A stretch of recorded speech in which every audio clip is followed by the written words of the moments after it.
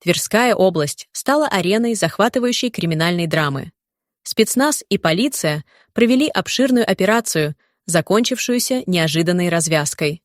В центре истории крупная кража, цыганский табор и шкатулка с драгоценностями, которая внезапно нашлась.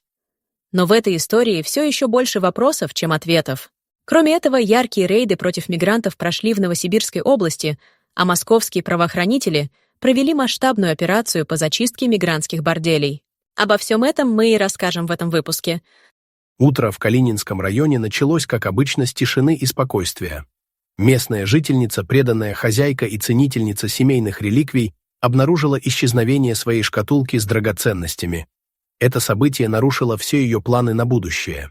Вместе с золотыми кольцами, серьгами, цепочками и браслетами пропали наличные деньги. Женщина немедленно заявила о краже в полицию, указав, что ущерб составляет около 1 000 000 рублей. Такое событие стало для нее настоящим потрясением. Расследование привело полицию к недавно появившемуся на окраине деревни цыганскому табору. Местные жители утверждали, что видели некоторых членов табора, заходящими в дома с предложениями гадания или ремонта. Такое поведение вызвало подозрения у следователей. Оперативная группа приняла решение действовать незамедлительно и жестко. На рассвете полицейские совместно со спецназом окружили дома цыган в Калининском и Конаковском районах. Зрелище было впечатляющим. Колонна машин, бойцы в полной экипировке и решимость чувствовалась в каждом их движении. Операция началась неожиданно.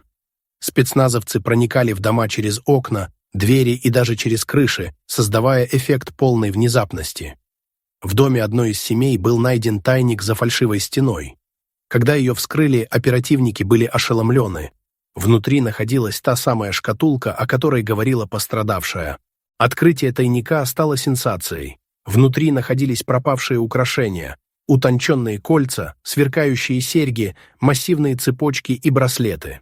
Все предметы были в идеальном состоянии, как будто только что из-под рук ювелира. Но на этом открытия не закончились.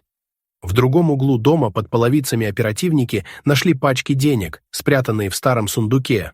Купюры разных номиналов, перевязанные резинками, были сложены так аккуратно, будто кто-то планировал использовать их для большого побега. Во время обыска полицейские нашли и другие объекты, вызывающие подозрения: древние монеты и амулеты, ювелирные изделия, которые, возможно, принадлежат другим пострадавшим, несколько паспортов с различными именами, но с фотографиями одного и того же человека. Эти находки дали основание предположить, что кража у местной жительницы была далеко не единственным преступлением табора. После обнаружения шкатулки начались допросы.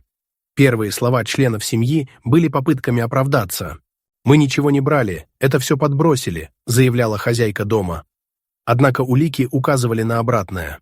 Полицейские обнаружили отпечатки пальцев, которые совпадали с теми, что были найдены на месте кражи. Следователи провели дополнительные беседы с жителями табора, в том числе профилактические.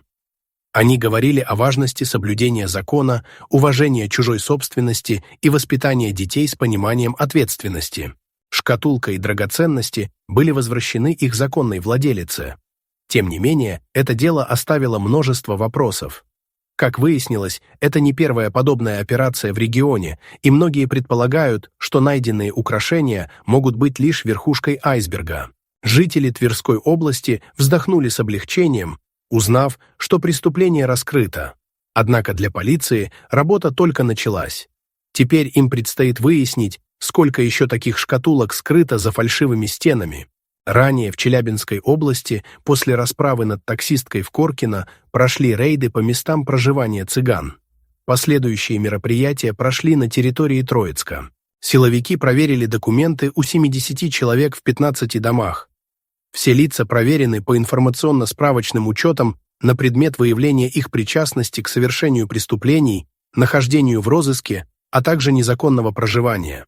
В целях оперативного установления данных использовался мобильный биометрический терминал, сообщили челябинские полицейские. Во время обыска в особняках силовики обнаружили целый арсенал оружия. В полиции сообщили, что все изъятые единицы огнестрельного и холодного оружия, а также боеприпасы направлены на исследование, по результатам которого будет принято законное решение. О том, что оружие в руках цыган – это не муляж и не учебный тир с холостыми патронами, напоминают недавние события в Коркино. Когда горожане пошли толпой на такие же особняки, один из табора расчехлил свой арсенал и открыл огонь по людям. Сейчас он под следствием и сидит в СИЗО. Недавно в Ногинске произошел конфликт после того, как цыган набросился на местного подростка и отобрал у него телефон. В ГСУ-СК по Московской области раскрыли обстоятельства потасовки в Ногинске, где между собой схлестнулись подростки. По данным следствия, зачинщиком оказался несовершеннолетний представитель цыганского этноса. Он беспричинно вступил в конфликт с местным парнем и под угрозой применить перцовый баллончик отобрал телефон. Как выяснилось позже, из-за малозначительного повода цыган уже успел напасть на другого прохожего. Сейчас парень задержан, возбуждено уголовное дело по статьям «Разбой» и «Хулиганство». СК направил ходатайство об аресте, ход расследования уголовного дела находится на контроле у Бастрыкина. По ходатайству следователя подмосковного СК судом в отношении 17-летнего подростка избрана мера пресечения в виде заключения под стражу сроком до 1 февраля следующего года включительно. Полицейские устроили облавы на иностранцев в Новосибирской области. В ходе рейда силовики проверили более 2000 мигрантов, работающих в заведениях общепита, торговых точках и на рынках. К мероприятию также были подключены сотрудники ДПС, которые уделили внимание гостям из ближнего зарубежья на дорогах региона. Правоохранителями было проверено более 2000 иностранцев и выявлено 242 правонарушения в области миграционного законодательства, в том числе нарушение режима пребывания иностранных граждан, сообщили в ГУ МВД по Новосибирской области. Среди нарушений также выявлена незаконная трудовая деятельность.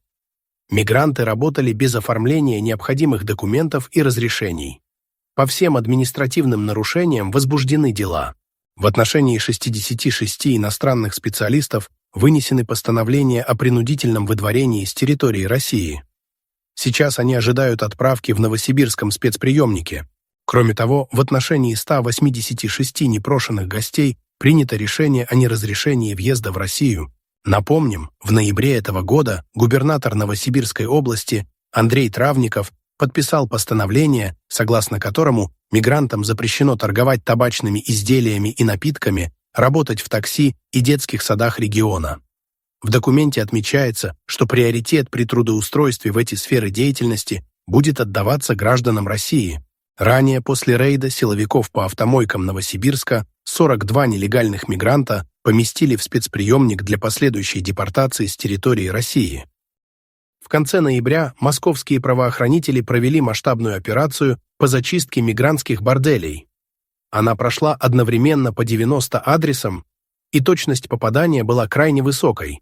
В 70 из них оказались квартиры красных фонарей в среднеазиатском стиле. Как сообщается, информация об этих точках поступила в органы от расколовшихся фигурантов по уголовному делу о нелегальном трафике мигрантов из Киргизии, Таджикистана и Узбекистана. Задержанными, помимо работниц этой сферы, поголовно оказавшихся гражданками бывших советских республик, оказались 109 клиентов, все представители среднеазиатских стран. Среди задержанных оказалась высокая доля нелегалов, привлеченных к ответственности за нарушение миграционного режима 54 человека. Одновременно с накрытием борделей в Москве, Чувашии и Краснодарском крае схватили 10 человек, считающихся администраторами этих веселых заведений. Именно эти люди, отмечает издание, вербовали работниц в Средней Азии, а также рекламировали приятный досуг с землячками в мигрантских сообществах столицы. Впрочем, за последний год восточных девочек вовсю предлагают на тематических сайтах и для коренных москвичей, охочих до экзотики. Будущего у работниц таких заведений по сути нет, отмечают в полиции.